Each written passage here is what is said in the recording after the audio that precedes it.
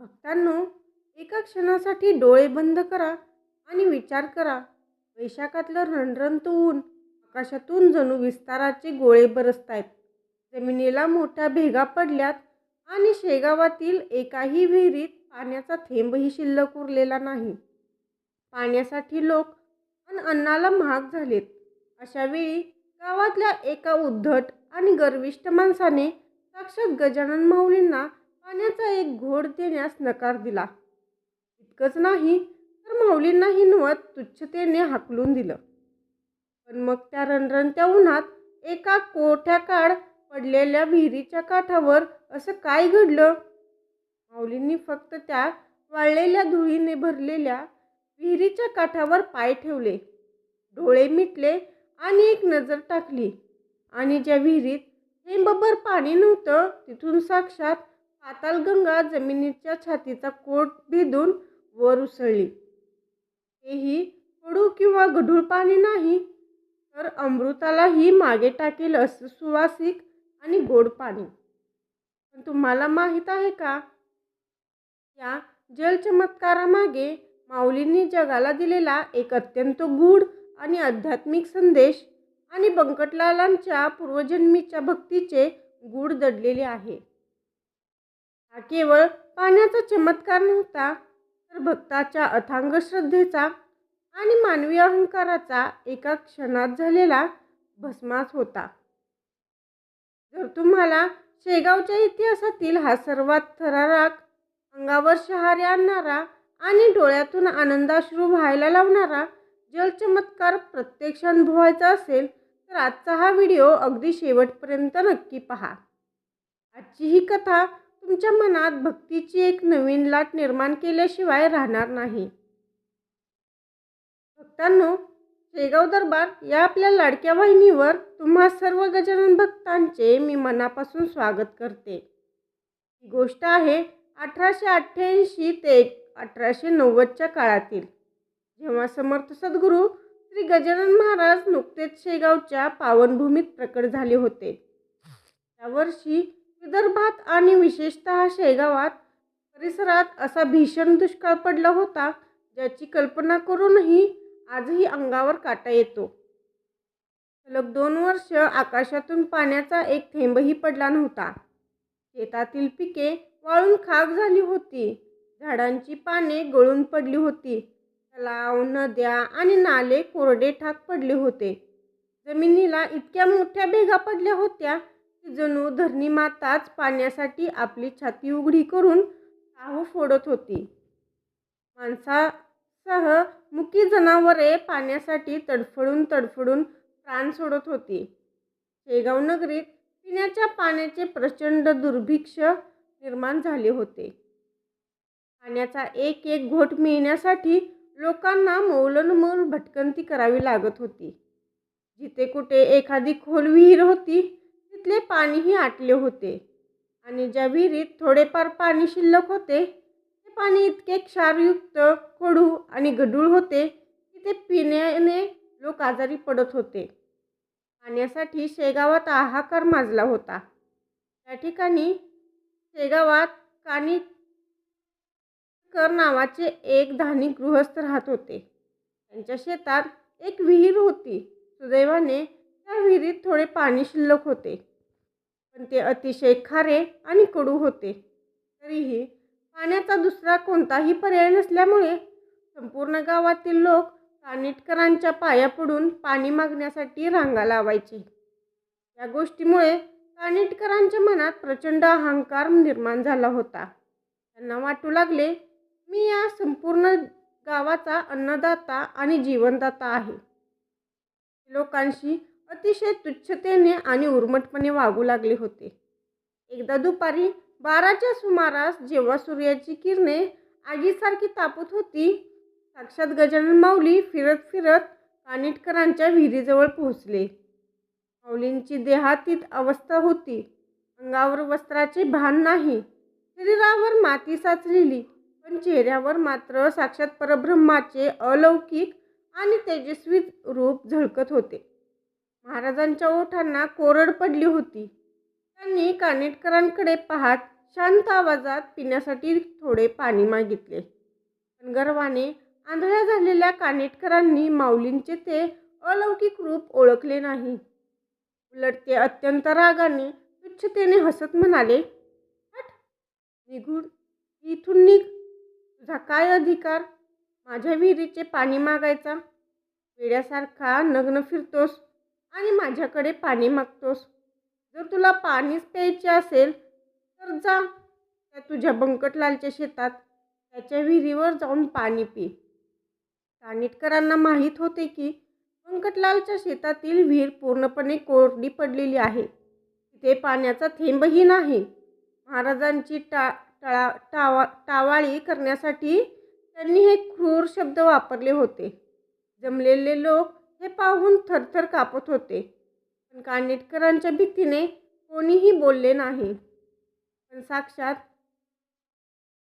माऊली चेहऱ्यावर मात्र एक मंद आणि मिक्सिल हास्य पसरले. त्यांनी कानिटकरांना एक शब्दही उत्तर दिला नाही. ते शांतपणे वळले आणि अनवाणी पायांनी बंकटलालांच्या शेतातील विहिरीकडे चालू लागले. बंकटलाल हे महाराजांचे निस्सीम भक्त होते. जेव्हा त्यांना समजले की महाराज त्यांच्या शेतातील विहिरीकडे गेले आहेत तेव्हा ते धावतच तिथे पोचले. बंकटलालांचे मन चिंतेने व्याकुळ झाले होते. कारण त्यांना माहीत होते की त्यांच्या विहिरीत पाण्याचा थेंबही उरलेला नाही. विहिरीच्या तळाशी फक्त कोरडी माती, दगड आणि धूळ साचलेली होती. बंकटलाल अत्यंत व्याकुळतेने महाराजांच्या चरणी झुकले आणि रडत म्हणाले, "माऊली, या कानिटकराने तुमचा अपमान केला. पण माझ्या विहिरीतही तुम्हाला प्यायला पाण्याचा एक घोटही नाही. याचे मला अपार दुःख होत आहे. मी दुर्दैवी आहे माऊली." महाराजांनी बंकटलालच्या डोक्यावर आपला वरदहस्त ठेवला. त्यांच्या चेहऱ्यावर असीम करुणा होती. महाराज म्हणाले, "बंकट, चिंता कशाला करतोस? ज्याची भक्ती साची त्याला निसर्गही शरण येतो. या विहिरीत पाणी नाही असे कोण म्हणते?" हे बोलून समर्थ सद्गुरू गजानन महाराज त्या कोरड्या ठाक विहिरीच्या पायरीवर जाऊन बसले. त्यांनी आपले दोन्ही डोळे बंद केले. त्यांचे पूर्ण शरीर एका अलौकिक प्रकाशाने न्हावून निघाले आणि माऊलींनी त्यांच्या गंभीर भारदस्त आवाजात महामंत्राचा संथ गजर सुरू केला. गणगणगणात बोते, गणगणगणात बोते. आणि भक्तांनो, पुढील काही सेकंदात तिथे असा काही अथांग चमत्कार घडला जो निसर्गाच्या सर्व नियमांना छेद देणारा होता. विहिरीच्या तळाशी असणाऱ्या वाळलेल्या मातीतून आणि दगडांच्या फटीतून अचानक पाण्याचे लहान लहान कारंजे उसळू लागले. बघता बघता त्या कारंज्याचे रूपांतर पाटासारख्या प्रचंड प्रवाहात झाले.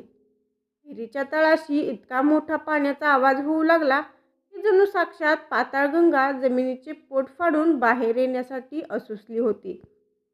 पाण्याचा स्तर वेगाने वर येऊ लागला. अवघ्या काही मिनिटात ती कोरडी ठाक विहीर पाण्याच्या प्रचंड लाटांनी तुडुंब भरून वाहू लागली. जमलेले भक्त, शेतकरी आणि गावकरी हे दृश्य पाहून अवाक झाले. सर्वजण डोळे फाडून त्या विहिरीकडे पाहत होते. बंकटलालांनी थरथरत्या हातांनी विहिरीतील पाणी आपल्या ओंजळीत घेतले आणि ओठांना लावले. आणि चमत्कार असा की ते पाणी नेहमीचे गढूळ पाणी नव्हते. ते पाणी साक्षात गंगेसारखे पवित्र, अमृतासारखे गोड, थंडगार आणि सुवासिक होते. ते पाणी चाकताच सर्व भक्तांच्या डोळ्यात आनंदाश्रूच्या धारा वाहू लागल्या. संपूर्ण शेगाव नगरीत एकाच जयघोष घुमू लागला. अनंत कोटी ब्रह्मांड नायक महाराजाधिराज योगीराज श्री गजानन महाराज की जय. गणगणगणात बोते. कोरड्या विहिरीतून अमृतासारखे पाणी उसळल्याची ही बातमी वाऱ्याच्या वेगाने संपूर्ण शेगाव आणि आसपासच्या सर्व गावांमध्ये पसरली. हजारो लोक हा अद्भुत चमत्कार पाहण्यासाठी बंकटलालांच्या शेताकडे धावले. ज्या कानिटकरांनी महाराजांना हिणवले होते, जेव्हा त्यांनी ही बातमी ऐकली तेव्हा त्यांच्या स्वतःच्या कानांवर विश्वास बसला नाही. ते स्वतः खात्री करण्यासाठी धावत विहिरीजवळ आले. तिथे येऊन जेव्हा त्यांनी पाहिले की ज्या विहिरीत सकाळी पाण्याचा थेंबही नव्हता ती विहीर आज तुडुंब भरून वाहते आहे आणि लोक ते गोड पाणी पिऊन धन्य होत आहेत. तेव्हा कानिटकरांचा सर्व गर्व, अहंकार आणि घमंड एका क्षणात जळून खाक झाला. त्यांना आपल्या कृत्याची तीव्र लाज वाटली. ते ढसाढसा रडत माऊलींच्या चरणी कोसळले. महाराजांचे पाय घट्ट धरून ते क्षमा मागू लागले. माऊली, मला क्षमा करा. मी पापी आहे. मी अज्ञानी आहे.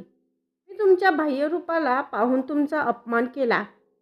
मला माझ्या विहिरीच्या कडू पाण्याचा गर्व झाला होता. पण तुम्ही तर अमृताचे सागर आहात. मला क्षमा करा माऊली. दयाळू आणि भक्तिभावाने माऊलींनी कानिटकरांना मायेने उठवले. त्यांच्या पाठीवरून हात फिरवला आणि त्यांना अभय दिले. या अलौकिक जलचमत्कारामुळे केवळ बंकटलालांच्या शेताचीच नाही तर संपूर्ण शेगाव नगरीची पिण्याच्या पाण्याची टंचाई कायमची दूर झाली. ती पावन विहीर आजही शेगावात माऊलींच्या असीम कृपेची आणि अथांग शक्तीची साक्ष देत उभी आहे. भक्तांनो, गजानन महाराजांनी हा जलचमत्कार केवळ लोकांना पाणी देण्यासाठी किंवा स्वतःची शक्ती दाखवण्यासाठी केला नव्हता. या घटनेतून त्यांनी अखिल मानवजातीला 3 अतिशय महत्त्वाचे धडे दिले आहेत. माणसाजवळ रूप, पैसा, सत्ता किंवा साधन संपत्ती असली तरी त्याचा कधीही गर्व करू नये. ईश्वराच्या एका कृपादृष्टीने कोरड्या जमिनीत पाणी येऊ शकते आणि ईश्वराच्या कोपाने भरलेली विहीर एका रात्रीत आटू शकते. बंकटलालांची महाराजांवर अथांग आणि निष्काम श्रद्धा होती. जिथे खरी भक्ती असते तिथे निसर्गही आपले नियम बाजूला ठेवून ईश्वराची आज्ञा पाळतो. आपल्या मनातील विहीर जर अहंकार आणि व्यसनाने कोरडी पडली असेल तर तिथे आनंदाचे आणि पाणी कधीच टिकणार नाही. पण जर आपण माऊलींच्या नामाचा जप केला तर आपले मनही शांत आणि भक्तीच्या अमृताने तुडुंब भरेल. भक्तांनो, शेगावच्या या पावनभूमीत घडलेला हा जलचमत्कार आपल्याला ही शिकवण देतो की आपल्या आयुष्यात संकटाचा कितीही मोठा दुष्काळ असो किंवा निराशाची सावली असो, जर आपण माऊलींच्या चरणी पूर्ण समर्पणे लीन झालो तर आपल्या वाळवंट झालेल्या आयुष्यातही आनंदाची बरसात झाल्याशिवाय राहत नाही. तुम्हाला गजानन महाराजांच्या या अंगावर काटा आणणाऱ्या अलौकिक जलचमत्काराची कथा कशी वाटली? कमेंट बॉक्समध्ये अमृततुल्य माऊली गणगण गणात बोते लिहून आपली भक्ती नक्की व्यक्त करा. हा अत्यंत प्रेरणादायी, आध्यात्मिक आणि डोळ्यात पाणी आणणारा व्हिडिओ तुमच्या सर्व मित्रपरिवाराला, नातेवाईकांना आणि गजानन भक्तांना शेअर करायला विसरू नका. आपल्या शेगाव दरबार या चॅनलला आत्ता सबस्क्राईब करा, जेणेकरून माऊलींच्या अशाच अद्भुत लीला तुमच्यापर्यंत पोहोचत राहतील. चला तर मग शेगावच्या राजाच्या चरणी लीन होऊन मोठ्याने गजर करूया. अनंत कोटी ब्रह्मांड नायक महाराजाधिराज योगीराज परब्रह्म सच्चिदानंद भक्त प्रतिपालक शेगाव निवासी समर्थ सद्गुरू श्री गजानन महाराज की जय. गणगण गणात बोते.